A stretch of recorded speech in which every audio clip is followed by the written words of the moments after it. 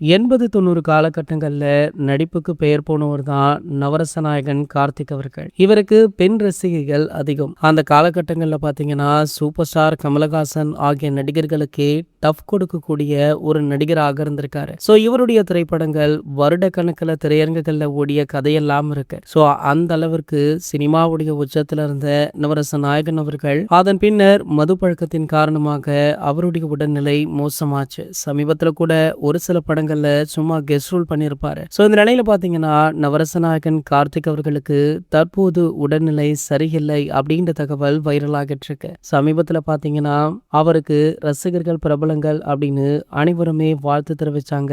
கூடிய விரைவிலேயே உடல் நலத்துடன் வீடு திரும்ப வேண்டும் அப்படின்னு பிரார்த்தனையுமே பண்ணாங்க. அவங்களுடைய பிரார்த்தனைக்கு தற்போது பலன் கிடைச்சிருக்காம். நவரச நாயகன் கார்த்திக் அவர்கள் தற்போது நலமுடன் வீடு திரும்பி உள்ளார் அப்படின்ற தகவல் வைரலுமே ஆகிட்டு இருக்கு. மேலும் பாத்தீங்கன்னா நவரச நாயகன் அவர்கள் மருத்துவமனையில் இருந்த பொழுது அவரை நேர்ல பார்க்க ஒரு சில பிரபலங்கள் வந்திருக்காங்க. அதுல குறிப்பாக நடிகர் அதுத்குமாருமே ஒருவர் அப்படின்றத நவரச நாயகன் அவர்களே மென்ஷன் பண்ணிருக்காரு. ஆகையால பாத்தீங்கன்னா இந்த தகவல் ஏகே ரசிகர்களால வரவேற்கப்படுது. இது போன்ற செய்திகளை பத்தி நீங்க உடனே தெரிஞ்சுக்க நம்மளுடைய சேனலை மறக்காம சப்ஸ்கிரைப் பண்ணிக்கோங்க.